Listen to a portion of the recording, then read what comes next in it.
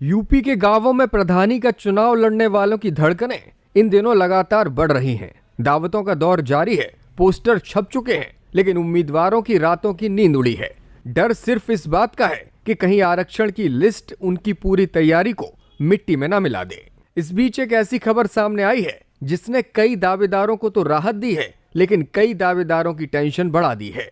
योगी सरकार ने बड़े संकेत देते हुए आरक्षण के परिसीमन पर बड़ी तैयारी कर ली है। इसको लेकर जानकारों की राय भी सामने आई है। साथ ही साथ आज एक बड़ी जानकारी सोशल मीडिया पर साझा की गई। इस वायरल ट्वीट के मुताबिक यूपी पंचायत चुनाव की तारीखों का ऐलान कर दिया गया है। 4 चरणों में होने वाले चुनाव 20 अप्रैल से शुरू होंगे। इस लिस्ट को लेकर जब अधिकारियों का बयान मीडिया ने मांगा तो इस पर बड़ा खुलासा भी हुआ है। चलिए पंचायत चुनावों से जुड़ी हुई सारी अपडेट्स पर आपको जानकारी देते हैं। साथ ही ये भी बताएंगे कि किस तरह से सत्ता और विपक्ष दोनों ही इन चुनावों के लिए अपनी अपनी तरह से क्या तैयारियां कर रहे हैं। पहले इस खबर को देखिए। नवभारत टाइम्स की इस रिपोर्ट के मुताबिक योगी सरकार ने संकेत दिए हैं कि इस बार पंचायतों का नया परिसीमन नहीं कराया जाएगा। जानकारों का मानना है कि अगर ऐसा होता है तो 2021 के पुराने आरक्षण फॉर्मूले को ही इस बार आधार बनाया जाएगा, यानी कि जो सीट जिस वर्ग के लिए पिछले चुनावों में आरक्षित थी वही इस चुनाव में भी रह सकती है। त्रिस्तरीय पंचायत चुनावों के मद्देनजर ग्राम पंचायतों, ग्राम पंचायत बोर्ड, क्षेत्र पंचायत बोर्ड और जिला पंचायत बोर्ड के पुनर्गठन का काम पूरा हो चुका है। चुनाव से पहले सीटों का आरक्षण होना है, जिसमें ओबीसी सीटों के आरक्षण का फॉर्मूला तय करने के लिए नियम के मुताबिक पिछड़ा वर्ग आयोग का गठन होना चाहिए था, लेकिन इस आयोग के गठन का प्रस्ताव लंबे वक्त से लंबित है। पंचायत राज विभाग के सूत्रों का कहना है कि सरकार 2021 के चुनाव में तय आरक्षण के हिसाब से ही 2026 का पंचायत चुनाव करवाने जा रही है। इसके पीछे बड़ा तर्क ये है कि केंद्र सरकार जातीय जनगणना का फैसला ले चुकी है और अब जातीय जनगणना की रिपोर्ट के आधार पर ही आरक्षण का फॉर्मूला तय किया जाएगा। ऐसे में जब तक जातीय जनगणना नहीं होती तब तक पुराने आरक्षण के हिसाब से ही चुनाव करवाया जाए। इस पूरे मामले को लेकर कोई शासनादेश सामने नहीं आया है, ना ही किसी अधिकारी ने कैमरे पर कुछ कहा है, लेकिन सूत्रों की माने तो सरकार इसी ओर आगे कदम बढ़ा रही है।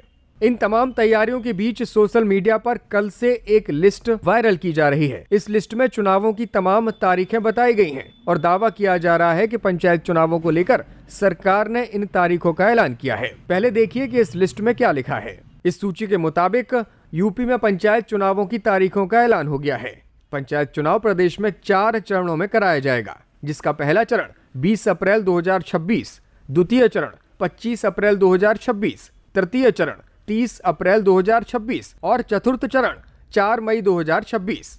मतगणना की तारीख 12 मई तय की गई है। तारीखों के ऐलान की जानकारी लोग अलग अलग सोशल मीडिया प्लेटफॉर्म्स पर वायरल कर रहे हैं, लेकिन जब इसकी जानकारी शासन से ली गई तो ये सूची पूरी तरह से फेक पाई गई है, यानी कि पंचायत चुनावों की तारीखों का ऐलान अभी नहीं किया गया है। चुनावों की तारीखों के ऐलान से पहले आरक्षण की प्रक्रिया पूरी होनी है। 14 फरवरी 2026 को पंचायत चुनावों को लेकर फाइनल वोटर लिस्ट जारी की जाएगी और इसके बाद ही चुनावों की असली तारीखों का ऐलान होगा। कयासों के मुताबिक चुनाव मई या जून की तपती गर्मी में हो सकते हैं, लेकिन फिलहाल जो वायरल लिस्ट हो रही है उस पर भरोसा न करें। पंचायत चुनावों की तैयारी को लेकर मुख्यमंत्री योगी आदित्यनाथ ने अधिकारियों के साथ एक बड़ी मीटिंग की है। इस मीटिंग में मुख्यमंत्री ने स्वच्छ भारत मिशन के तहत होने वाले कार्यों, पंचायतों में अंत्येष्टि स्थल के निर्माण, उत्सव घर, वाटर ट्रीटमेंट प्लांट, गांवों के तालाबों को स्वच्छ रखने की योजनाओं पर अधिक ध्यान देने के लिए कहा है। मुख्यमंत्री के इन निर्देशों को पंचायत चुनावों की तैयारियों से जोड़कर देखा जा रहा है। पंचायत चुनावों को लेकर विपक्ष की समाजवादी पार्टी ने भी अपनी रणनीति साधने की तैयारी कर ली है। सपा अध्यक्ष अखिलेश यादव ने पार्टी के नेताओं के साथ बैठक की और कहा कि जिन जिलों में पार्टी के संगठनात्मक पद खाली हैं, उन्हें जल्द से जल्द भरा जाए।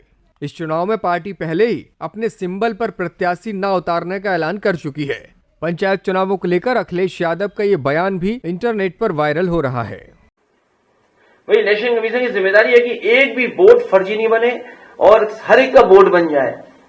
अरे इलेक्शन कमीशन ही अगर हमें धोखा दे, वही लोग मिल जाएं। सुनने में यहां तक आ रहा है, उस पर मैं और काम कर रहा हूं कि कोड दे देते हैं बीजेपी को, जिससे वोट बढ़ा घटा सकें।